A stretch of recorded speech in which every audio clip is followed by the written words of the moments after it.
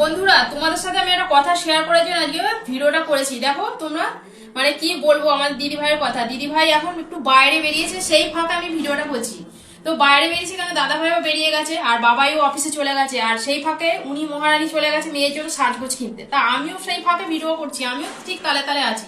কি কাণ্ড করেছে দেখবে, আসো দেখো। এই দেখো, কালকে করেছে হচ্ছে গিয়ে এই যে চানা মশলা করেছে খাসির মাংস দিয়ে চানা মশলা করেছে, তারপরে এই যে দুধ পুলি করেছে।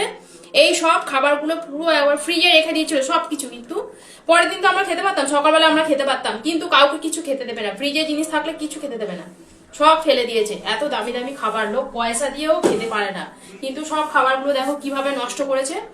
আর হচ্ছে ফ্রিজে যদি মিষ্টি থাকে, 2 দিন 3 দিনেরও যদি মিষ্টি থাকে, তার বেলা গপ গপ করে খেয়ে নেবে। কি বলবো, মানে বলে বোঝানো যায় না। একটা মেয়ে মানুষ কি করে পারে এরকম সংসারে। দাদা ভাইও পারে না, তালি মেরে মেরে পিছনে।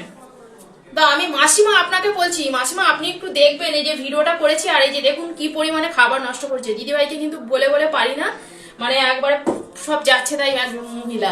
তো এখন সেই ফাঁকে আমি ভিডিওটা করছি, আমি ভিডিওটা তাড়াতাড়ি করে দিলাম, আমার দিদিভাই যখন তখন চলে আসতে পারে, কিন্তু এখন তো জানতে পারবে না। পরে যখন ভিডিওটা দেখবে তখন আমার সাথে আজকে লাগবে। ওখানে টাটা বাই বাই বন্ধুরা।